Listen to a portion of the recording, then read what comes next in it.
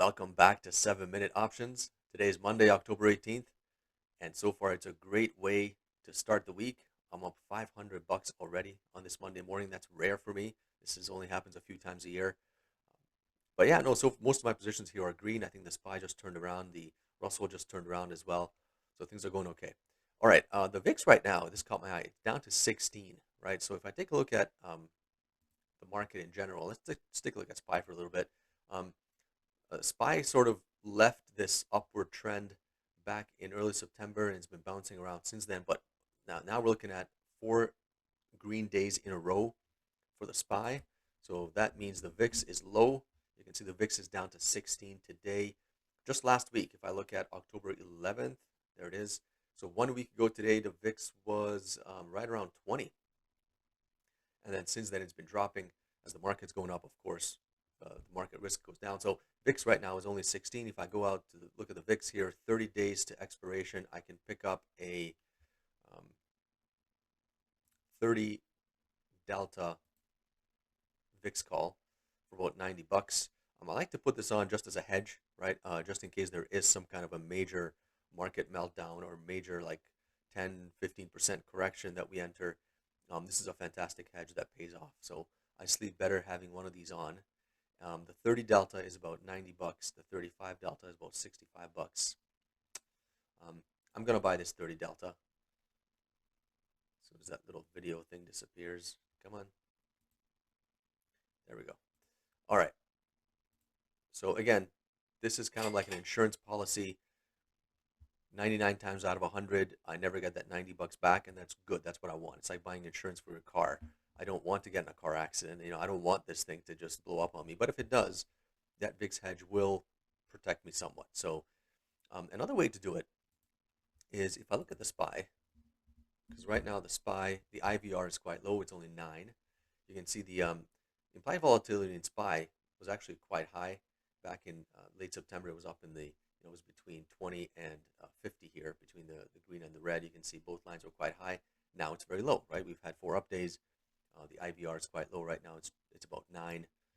So right now SPY's at 446. A 10% of that is about 44. So a 10% correction would bring us back to the 400 level. I like to use 10% correction as just a general number because that's what most economists define as kind of like a recession or a major significant correction, not just a bump in the road. So if I take a look at that, let's say if I go out into, let's say the January, December, let's look at December time frame in the SPY. Let's look at January, 95 days away in January. If I buy the 410 put, I sell 2 of the 400 puts, and I buy the 390. So that's essentially a butterfly, right? I'm buying a butterfly centered around 400, which means if it goes on to 400, it has a maximum theoretical possibility of 974 bucks in profit, right? That's 1,000 bucks minus the 26 that we pay for it. However, if it blows past it, then we're once again back into losing this 26. What you can do is you can claw back this one here. So if I end in the 391, I pay a little bit more. I pay 34 bucks. But if it blows past the 400, then I never lose that money, right?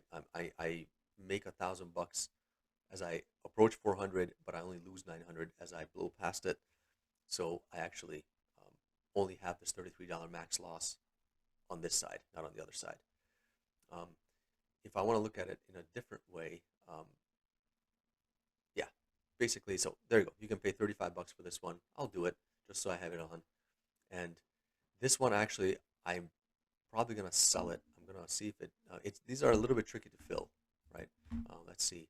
Right now, I might even pay 35 just so I can fill it. Maybe even 36. Let's see if anybody goes for it. These are fairly liquid. There we go. Okay, we sell it at 36. What I want to do here is I actually don't want to make 1,000 bucks on this one. What I'm waiting for here is if the SPY turns around and let's say it drops down to 440 suddenly, there's a bad news in the market or some other crazy scare tactic like the debt ceiling or whatever, and there's a little bit of fear in the market, and let's say the SPY drops back to 440, the IVR rises, then I might be able to sell this butterfly for, let's say, like 200 bucks. So um, I'm not expecting it to go all the way down and collect this theoretical 1,000.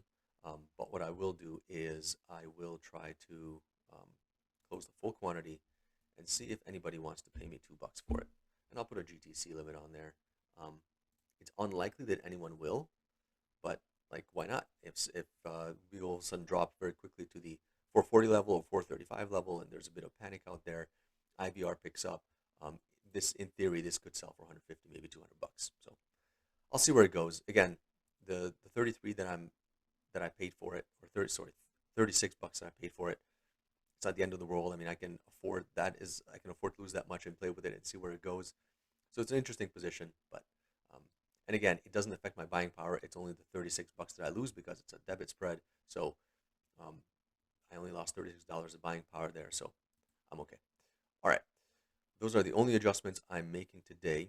I'm keeping an eye on SOFI here because right now I actually have an inverted strangle, and I don't like to be inverted. So you can see I have the 20 put that I sold, and I have the 17.5 call that I sold. And SOFI just blew past my $20 put, which means right now the $20 put is looking amazing. There's still $135 of extrinsic value in there, so I'm going to wait a little bit for that to come out. If I get down to the 20 days to expiration range, I will definitely roll it, and I'm probably going to roll it out and up. This call, though, is a bit of a more pain, right? Because I only have $49 of extrinsic value left, so I'm going to be trying to roll it as soon as I can. Today's a really bad day to roll it because SoFi went up $1.34 today, so it's very expensive to roll it right now. I have to pay a lot of money to roll it out and up. So what I want to do here is I want to wait for SoFi to pull back. So if SoFi has a down day sometime this week where it drops a point, or like it drops $1 or maybe a bit more, then it's going to be a bit cheaper to roll this out. But I'm probably going to lose some money on this 17.5 call. So as I roll it out and roll it up, I might have to pay 100 to 150 bucks to get it back to the $20 level and turn this into a strangle around the 20 before I roll it out into the December expiration, or maybe even the January expiration if that's what it takes to collect a credit on it. So yeah, it's funny, 2-3 weeks ago I had a fantastic bullish position in SoFi. I had a bunch of debit calls and call spreads. I didn't think SoFi was going anywhere, so I exited them, and sure enough, a week after I exit my SoFi positions, SoFi takes off like a rocket. But that's how the game goes. All right, that's it for today. Quick video. All right, thanks. Bye.